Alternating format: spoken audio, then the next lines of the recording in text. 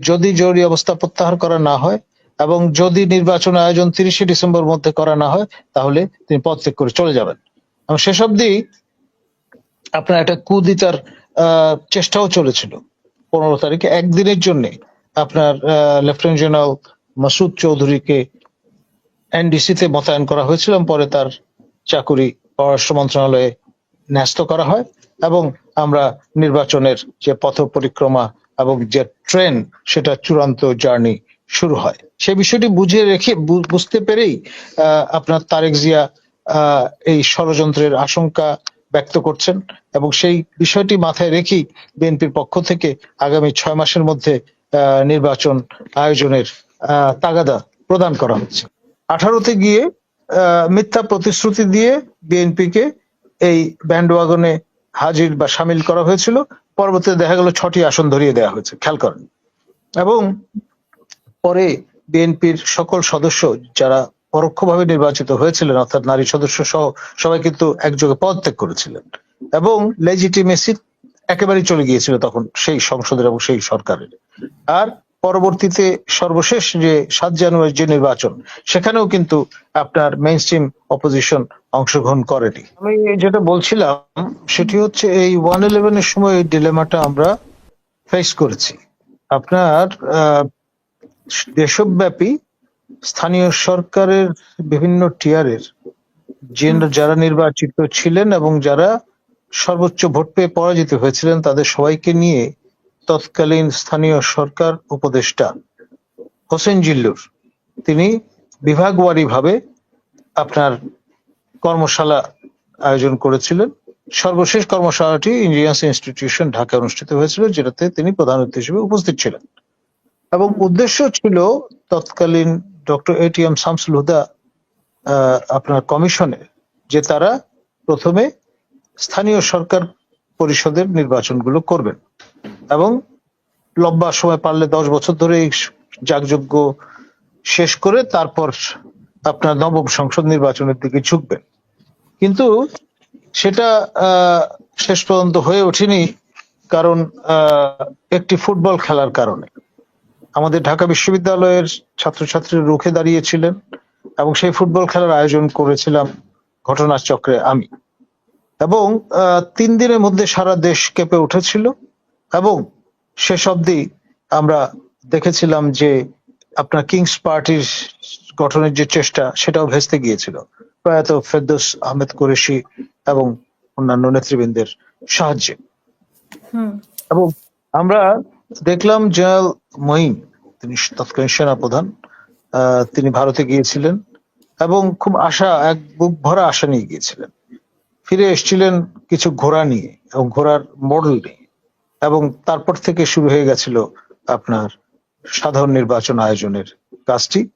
তৎকালীন Republican senator John McCain, যিনি পরবর্তীতে রিপাবলিকান পার্টির প্রার্থী হিসেবে প্রেসিডেন্সিয়াল ইলেকশনে প্রতিদ্বন্দ্বিতা করেছিলেন, তাকে আমরা আমন্ত্রণ করে 48 ঘন্টার জন্য ঢাকায় নিয়ে এসেছিলাম এবং বলে দিয়েছিলাম 3 জনের সঙ্গে তিনি 1-to-1 বৈঠক করবেন।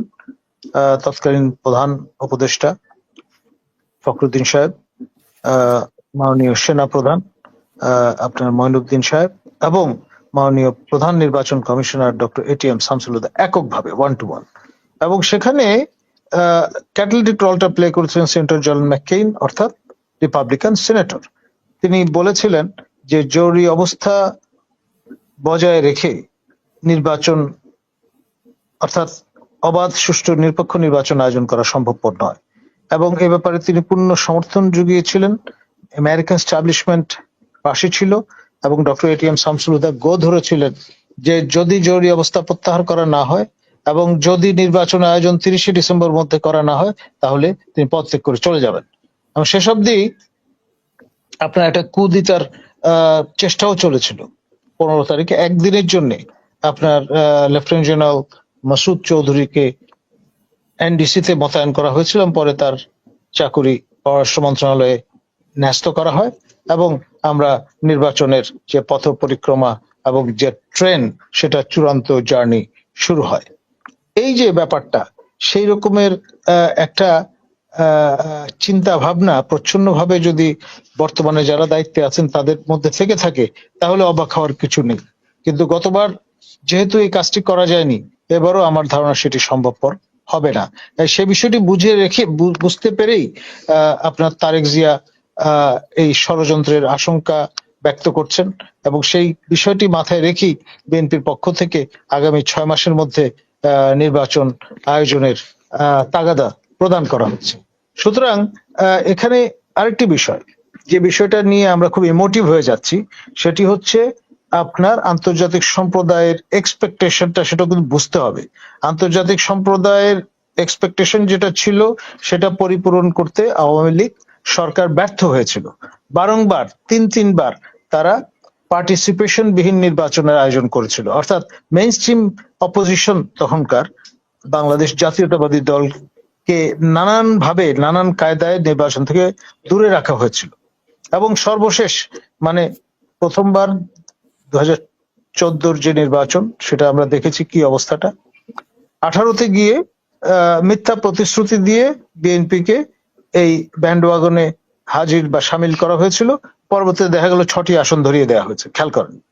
এবং পরে বিএনপির সকল সদস্য যারা পরোক্ষভাবে নির্বাচিত হয়েছিলেন, অর্থাৎ নারী সদস্য সহ সবাই কিন্তু একযোগে পদত্যাগ করেছিলেন, এবং লেজিটিমেসি একেবারেই চলে গিয়েছিল তখন সেই সংসদের এবং সেই সরকারের।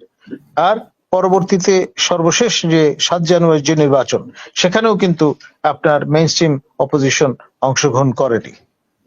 ফলে নির্বাচন তিনটাই, অর্থাৎ 14, 18 এবং 2024-এর নির্বাচন তিনটাই ছিল ফ্লড, এসেনশিয়ালি ফ্লড। ফ্রড তো বটেই, ফ্রড একটা বিষয়, আর একটা ফ্লড ত্রুটিপূর্ণ, পার্টিসিপেশন বিহীন। আপনার নির্বাচন যদি জনগণের অংশগ্রহণ বিহীন হয়, যদি রাজনৈতিক দলের অংশগ্রহণ বিহীন হয়, তখন তাকে আর যাই হোক আপনার ক্লিন চিট দেওয়ার কোনো সুযোগ থাকে না। অন প্রটেস্ট আমরা জানি পবের পক্ষ থেকে 2007-এর যে 2024-এ যে নির্বাচনটি 7 জানুয়ারি অনুষ্ঠিত হয়েছিল, আমরা কিন্তু টিল টু ডেট আমরা নির্বাচন পর্যবেক্ষণ রিপোর্ট জমা দেইনি, যেটা 1 পেজার অত্যাবশ্যক একটা শর্ত হিসেবে ফাংশনিং একটা পর্যবেক্ষণ সংস্থা হিসেবে আমরা একটা ইন্টারিম রিপোর্ট দিয়েছিলাম, এবং সেখানে কিন্তু আমরা একটি শব্দ ব্যবহার করিনি যেটাকে বলা যেতে পারে অবাধ, সুষ্ঠু, নিরপেক্ষ।